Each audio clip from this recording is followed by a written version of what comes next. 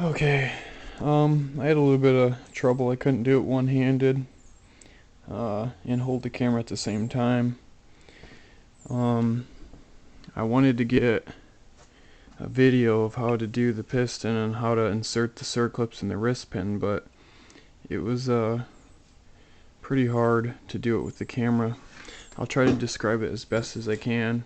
When you go to put the piston on, I'll try to find where'd the other piston go.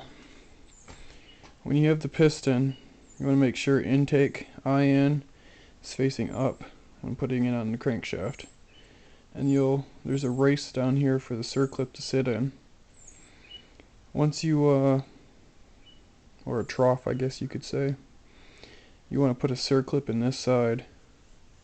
Either or, I find this side to be the easiest for me. Once you put the circlip in, you want to put it on the crankshaft, taking the wrist pin, inserting it through this side until it hits the circlip on this side.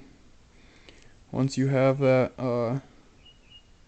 wrist pin all the way through, put the other circlip on, and then when you try to insert it into the sleeve, you'll want to compress these rings as hard as you can. Well, I guess if you're me, I have to do it pretty hard. And you want to push the sleeve down over it. After that's done, make sure before you push the piston in, you oil up the sleeve. Some 15W40, pretty much any 4-stroke oil, but not a lot, just enough to keep it lubed up so you can put the piston through. After that, you want to move back to the timing chain. I would just take it and see if maybe you could hold it somewhere. To reassemble it, you want to start by taking the timing chain guide and you want to put it underneath.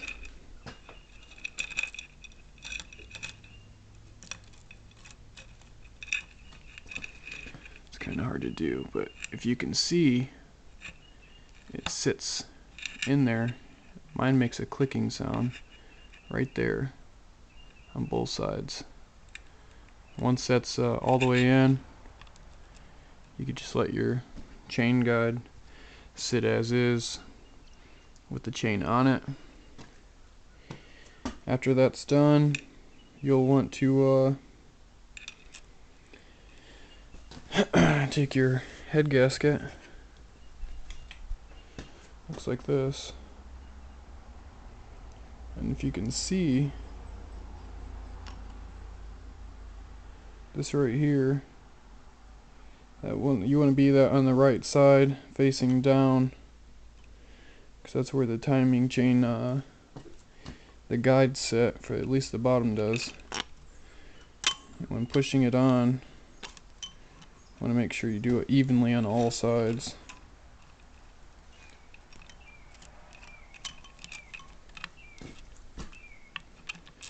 Okay.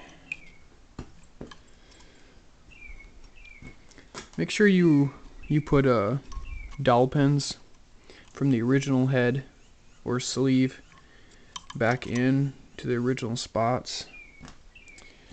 Yeah, here they are.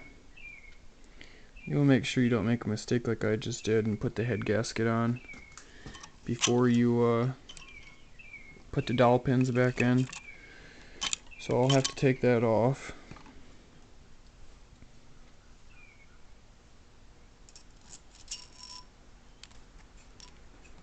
Just kind of maneuver it until you can get it in there.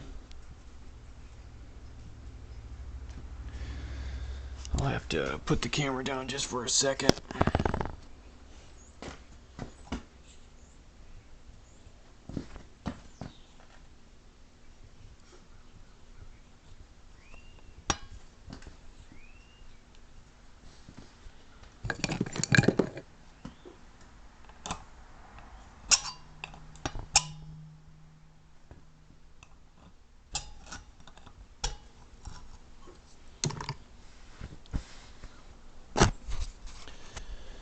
Looks like this one's going to be a little bit tougher. I'll see if I can go ahead and slide it on this side. And it pushed in. So you just want to make sure it's all the way in.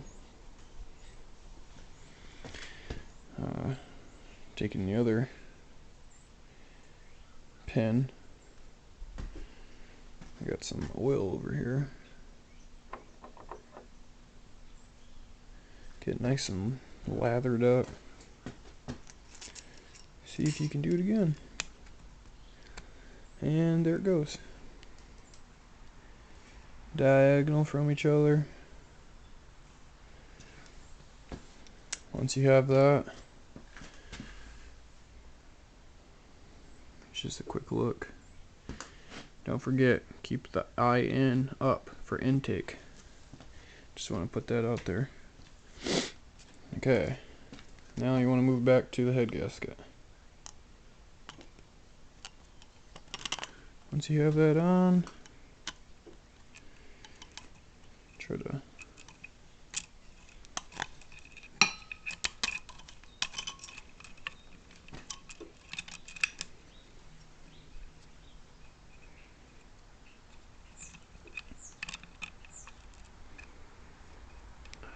make sure it's over your dowel pins.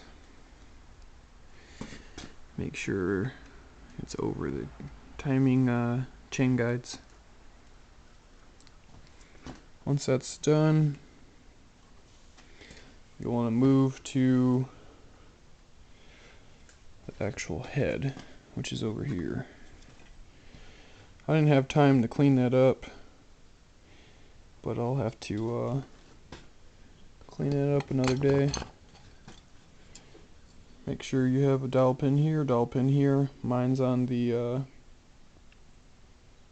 right here. It's on the valve. I like to call it the rocker arms, and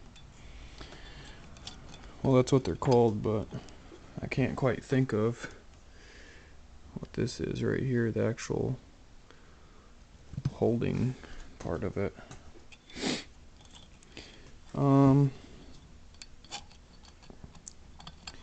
Make sure you insert your timing chain all the way through. Might have to rock it back and forth to get it to go on. If it binds, it's usually the bottom. There we go. Usually the bottom chain guide will catch on this lip right here. So just make sure you don't do that. Make sure it's free. You can move it up and down. After that, you just want to give it a good tap. Make sure it's flush.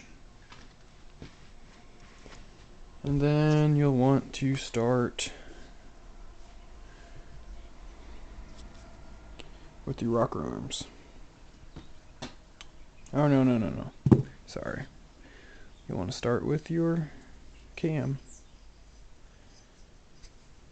And this is going to be hard to do, but I'll try my best.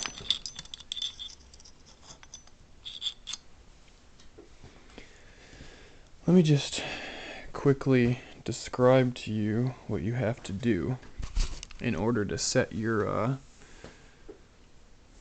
valves.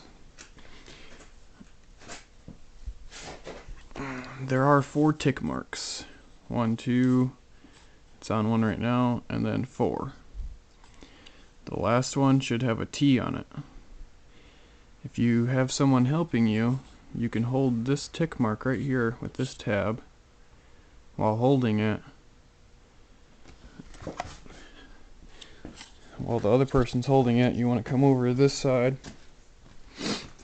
and you want to get the timing chain around this, but as that tick mark sits flush, you'll want to have it sit like this with the timing chain around it. You'll have one hole here, one hole there. This represents that it's at the top, and you'll want that to sit flush with the deck. By doing so, that means that your valves will be at least timed right. So just remember, with this chain all the way around, and these two are flush with the deck, and this one is vertical or perpendicular to the head, you want to make sure the T is on its tab.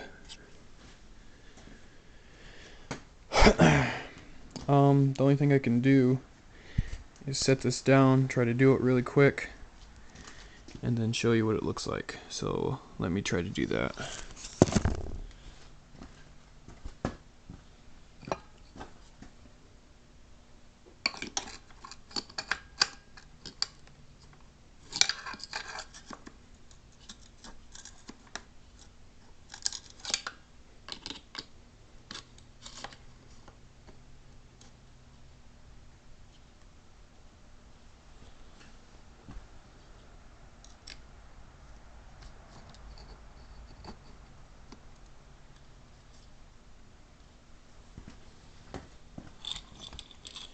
It'd just take a second.